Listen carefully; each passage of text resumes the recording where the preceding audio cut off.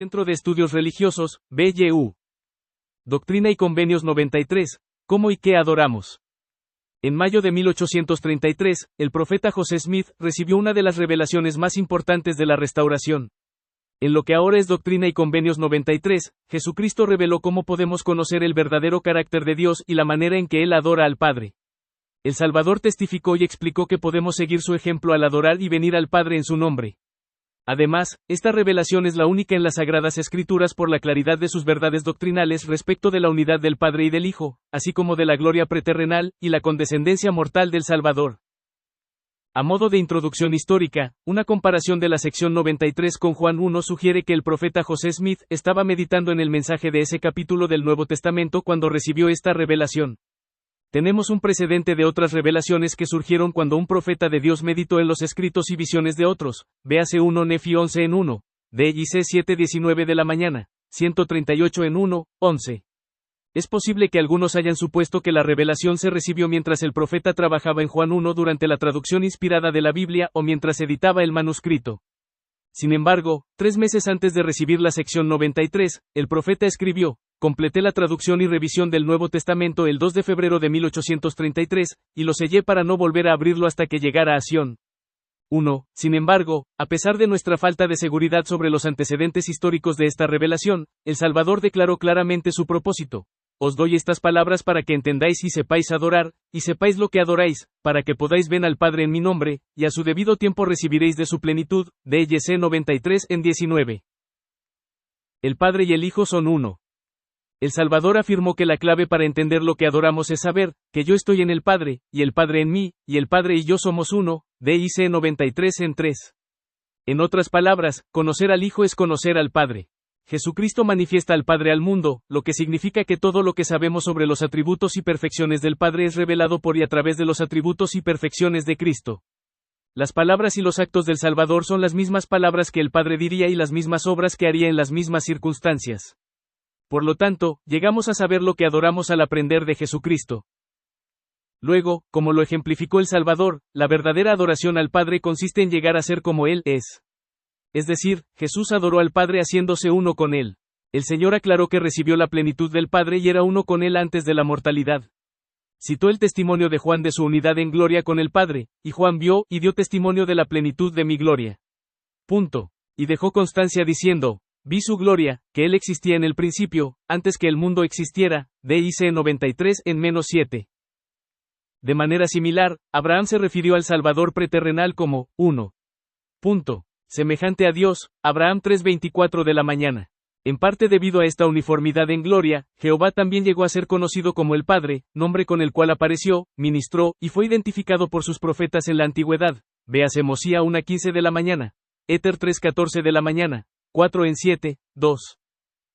En esta revelación de Doctrina y Convenios, el Salvador confirmó que Él se manifestó como el Padre porque Él, el Padre, me dio de su plenitud. DIC 93 en 4.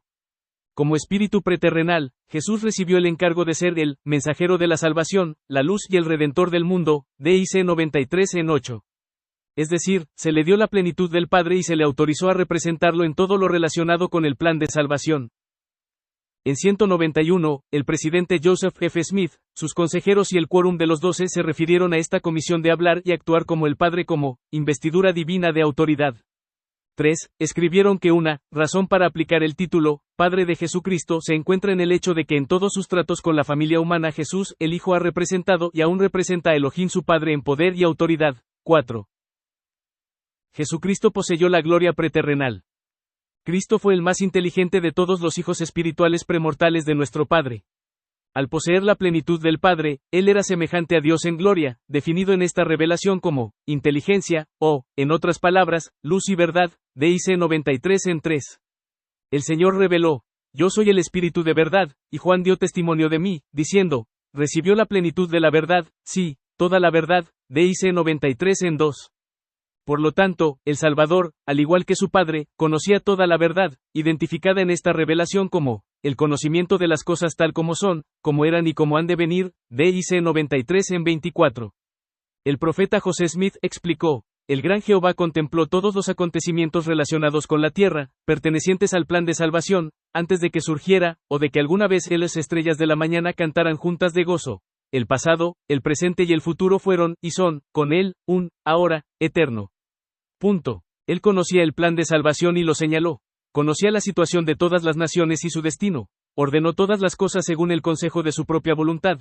Él conoce la situación tanto de los vivos como de los muertos, y ha hecho amplia provisión para su redención, de acuerdo con sus diversas circunstancias y las leyes del reino de Dios, ya sea en este mundo o en el venidero. 5. Vemos la plenitud de la gloria premortal de Jehová en el testimonio de Juan de que, los mundos fueron hechos por él, los hombres fueron hechos por él, todas las cosas fueron hechas por él, por medio de él y de él, DIC 93 en 10. Al proclamar su gloria, Jesús fue identificado como, el Señor omnipotente. Punto. El Padre del cielo y de la tierra, el Creador de todas las cosas desde el principio, Mosía 3 en 8. El poder y la gloria del Salvador son los mismos que la obra y la gloria de su Padre, realizar la inmortalidad y la vida eterna del hombre, Moisés 1:39 de la mañana. No hay mayor plenitud de gloria que el poder, la luz y la verdad necesarios para llevar a cabo la resurrección y la exaltación de las creaciones del Señor. Algunos se han sentido confundidos al estudiar el testimonio de Juan acerca de la gloria preterrenal del Salvador porque suponían que la plenitud de gloria solo es posible para los seres resucitados.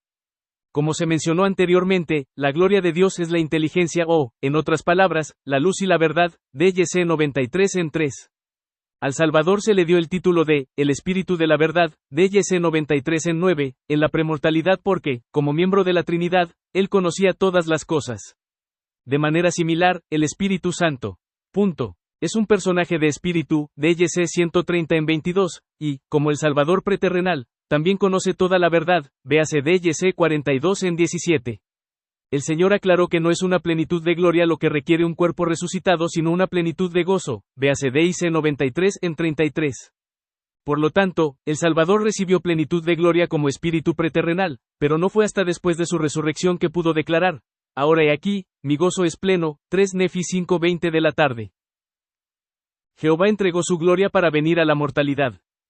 Mientras estuvo en la mortalidad, al Salvador no se le llamó, el Padre, sino más bien, el Hijo, porque yo estaba en el mundo y hice carne, mi tabernáculo, y habité entre los hijos de los hombres, DIC 93 en 4.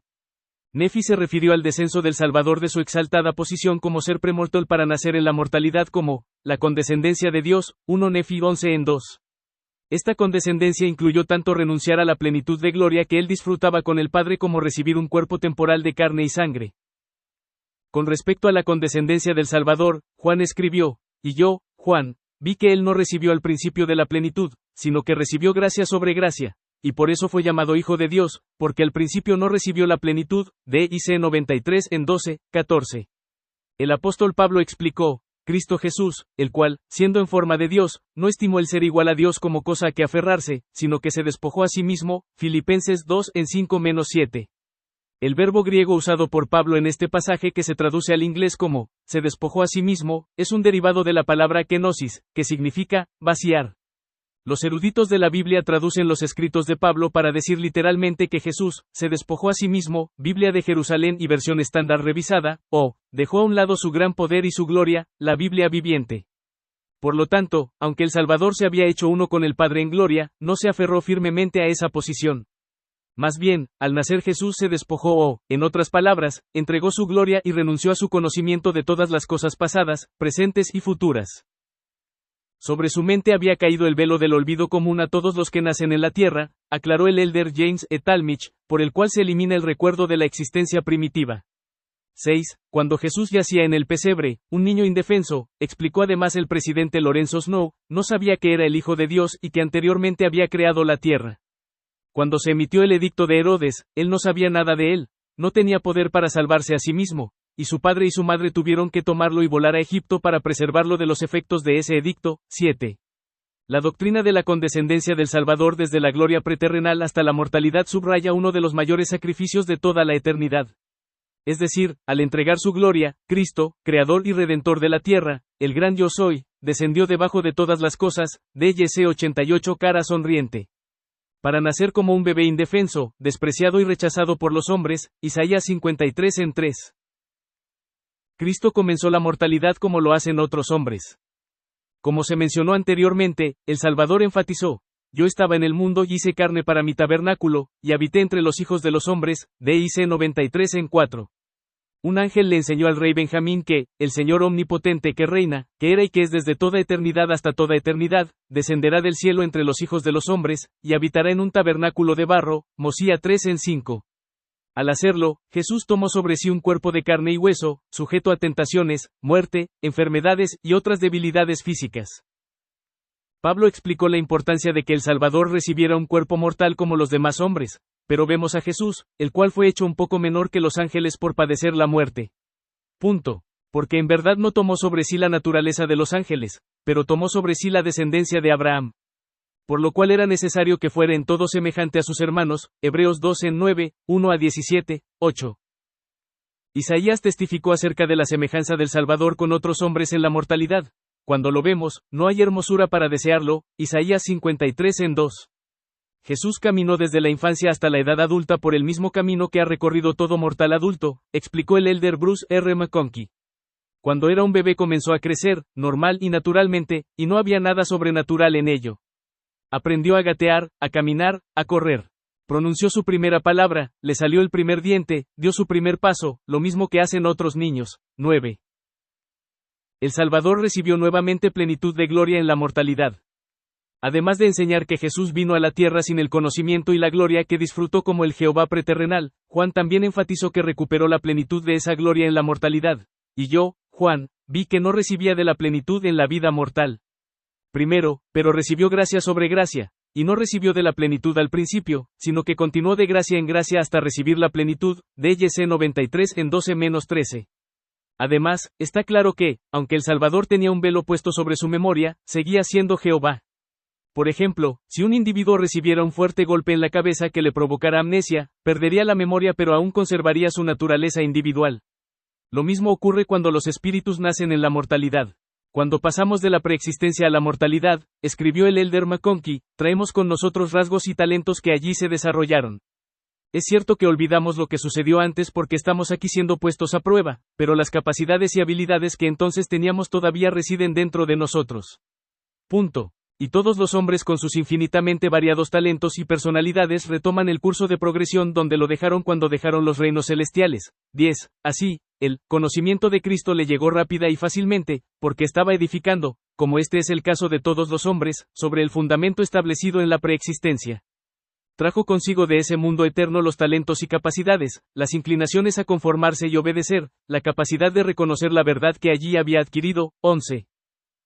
El Salvador creció tanto física como espiritualmente a medida que maduró. Él, continuó de gracia en gracia, DYC 93 en 13, para recuperar la gloria de Dios, que es, inteligencia, o, en otras palabras, luz y verdad, DYC 93 en 3. Incluso cuando era joven, progresó hasta el punto en que, no necesitaba que nadie le enseñara, traducción de José Smith, Mateo 3:25 de la mañana. Su desarrollo intelectual y espiritual fue más rápido que su crecimiento físico.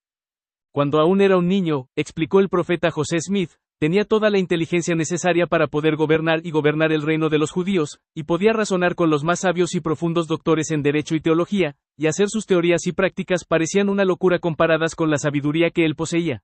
Pero era solo un niño y carecía de fuerza física incluso para defender su propia persona, y estuvo sujeto al frío, al hambre y a la muerte. 12. Los evangelios del Nuevo Testamento guardan relativamente silencio sobre la juventud del Salvador. En la única referencia que se conserva, Lucas escribió que cuando tenía 12 años, Jesús sabía que, en los negocios de su padre era necesario estar, Lucas 2:49 de la mañana. Durante el tiempo que se preparó para su ministerio, creció hasta la edad adulta, explicó el presidente Lorenzo Snow, y durante su progreso se le reveló quién era y con qué propósito estaba en el mundo. Se le dio a conocer la gloria y el poder que poseía antes de venir al mundo. 13. Sin embargo, saber que él una vez disfrutó de la plenitud de la gloria del Padre no es lo mismo que recuperar esa gloria. El patrón de crecimiento se revela como recibir gracia sobre gracia. Solo la deidad puede extender la gracia. Es decir, la gracia ofrece aquello que está más allá del poder de los mortales para lograrlo. Jesús nació en la mortalidad como el Hijo unigénito de Dios. Como deidad, podía ofrecer gracia a los mortales necesitados. Además, el crecimiento de Cristo se aceleró más que el de sus semejantes debido a la naturaleza recíproca de recibir la fuerza del Espíritu al extender la gracia. Así, al extender su brazo de misericordia a los demás, el Padre le dio gracia o fuerza divina adicional. Por esto él aumentó y creció en gracia hasta que, recibió la plenitud de la gloria del Padre, y recibió todo poder, tanto en el cielo como en la tierra, y la gloria del Padre estaba con él, porque habitó en él, DIC 93 en 1-17. Es decir, el Salvador volvió a ser uno con el Padre en la mortalidad. Así como él disfrutó de la unidad con el Padre en el cielo, así fue nuevamente en la tierra. Se hizo uno con el Padre en la premortalidad al hablar sus palabras y realizar sus obras. De la misma manera, el Hijo pronunció las palabras y realizó la obra del Padre en la mortalidad. Testificó a los judíos que lo interrogaron: mi doctrina no es mía, sino del que me envió, Juan 7:1. Jesús había estado con su Padre, enseñó el presidente Brigham Young, habló con él, habitó en su seno y sabía todo acerca del cielo, acerca de la creación de la tierra, acerca de la transgresión del hombre, y lo que redimiría al pueblo, y que él era el personaje que había de redimir a los hijos de la tierra, y a la tierra misma de todo pecado que había sobrevenido. La luz, el conocimiento, el poder y la gloria con los que estaba revestido estaban muy por encima o excedían a todos los demás que habían estado sobre la tierra después de la caída. 14. Por lo tanto, aunque vivió entre sus hermanos, sujeto a todas las debilidades de la mortalidad, él era, el Hijo unigénito del Padre, lleno de gracia y de verdad, DIC 93:11. Enseñó las verdades que aprendió de su Padre y salió, entre los hombres, obrando grandes milagros, como sanar a los enfermos, resucitar a los muertos, hacer caminar a los cojos, hacer que los ciegos recibieran la vista y que los sordos oyeran, y curando toda clase de enfermedades, Mosía 3:5. El Hijo de Dios creció en gracia, recibiendo finalmente una plenitud de gloria y cumpliendo su misión divina y preordenada de expiar el pecado y resucitar de entre los muertos. Cristo es nuestro ejemplo para alcanzar la plenitud de gloria. El relato de cómo el Salvador alcanzó la plenitud de gloria resulta familiar para todos los mortales. El hombre está siguiendo el mismo camino trazado por el Hijo de Dios. Como escribí anteriormente, Cristo entró en la mortalidad como un bebé indefenso, sin saber más que cualquier otro niño al nacer. Le correspondía entonces crecer hasta alcanzar el conocimiento perfecto de los principios de la salvación, haciéndolo de tal manera que marcara el camino que todos los demás que buscaban el mismo fin podían seguir. 15. Cristo reveló que, como Él, nosotros, también estábamos en el principio con el Padre, DIC 93:23. Aunque ninguno de nosotros alcanzó la luz y la verdad que Él obtuvo en la premortalidad, al nacer también perdimos la memoria de la luz y la verdad que obtuvimos anteriormente. Más importante aún, Cristo también reveló que, al igual que Él, podemos venir al Padre en mi nombre y, a su debido tiempo, recibir de su plenitud, DIC 93:19. Al hacerlo, conoceremos y adoraremos al Padre en espíritu y en verdad, Juan 4:23 de la mañana. Aquí, entonces, está la vida eterna, enseñó el profeta José Smith, conocer al único Dios sabio y verdadero. Y tenéis que aprender a ser dioses vosotros mismos, y a ser reyes y sacerdotes para Dios, lo mismo que han hecho todos los dioses antes de vosotros, es decir, yendo de un grado pequeño a otro, y de una capacidad pequeña a una grande. 1. De gracia en gracia, de exaltación en exaltación. 16. Seguir el ejemplo del Salvador conduce al bautismo y a la recepción del don del Espíritu Santo, véase DIC 93:15. Además, Jesús nos marcó el camino que lleva a recibir la plenitud del Padre a través de la obediencia. Porque si guardáis mis mandamientos, reveló el Salvador, recibiréis de su plenitud y seréis glorificados en mí como yo en el Padre. Punto. Y nadie recibe la plenitud si no guarda sus mandamientos. El que guarda sus mandamientos recibe la verdad y la luz, hasta que sea glorificado en la verdad y conozca todas las cosas. DIC 93:20, 27-28. Es evidente que es posible que no recibamos esa plenitud de gloria mientras estemos en la mortalidad. Sin embargo, todos los que son engendrados a través de mí, declaró el Salvador, son participantes de la gloria de Él, DIC 93:22. En la visión de la gloria celestial, el Señor reveló además, por lo cual, como está escrito, son dioses, hijos de Dios. Por lo tanto, todas las cosas son de ellos, ya sea la vida o la muerte, ya sea lo presente, o lo porvenir. Punto. Y vencerán todas las cosas, DIC 7:58 de la mañana -60. Cuando subes una escalera, explicó el profeta José Smith, debes comenzar desde abajo y ascender paso a paso hasta llegar a la cima. Y lo mismo ocurre con los principios del Evangelio. Debes comenzar con el primero y continuar hasta que aprendas todos los principios de la exaltación. Pero pasará mucho tiempo después de que hayas atravesado el velo antes de que los hayas aprendido. No todo debe ser comprendido en este mundo. Será una gran obra aprender nuestra salvación y exaltación incluso más allá de la tumba. 17. Por lo tanto, el Evangelio proporciona un plan a través del cual podemos progresar de gracia en gracia hasta que seamos perfeccionados en Cristo. Conclusión. Las verdades doctrinales reveladas en Doctrina y Convenios 93 son el corazón de la restauración de la plenitud del Evangelio. Gran parte de la doctrina de la restauración sobre la relación entre el Padre y el Hijo está contenida en esas verdades. Proporcionan una base firme sobre la cual construir la fe en Cristo y comprender los verdaderos principios de la adoración al Padre. Está claro que el Salvador adoró a su Padre haciéndose uno con Él, habiendo recibido plenitud de gloria. Además, mientras atravesábamos las experiencias de la mortalidad, Él nos mostró el camino que debemos recorrer en nuestra adoración. Él condescendió a ser uno con nosotros al experimentar la mortalidad y crecer gracia tras gracia para que pudiéramos seguirlo y adorar al Padre a través de su ejemplo. Nota.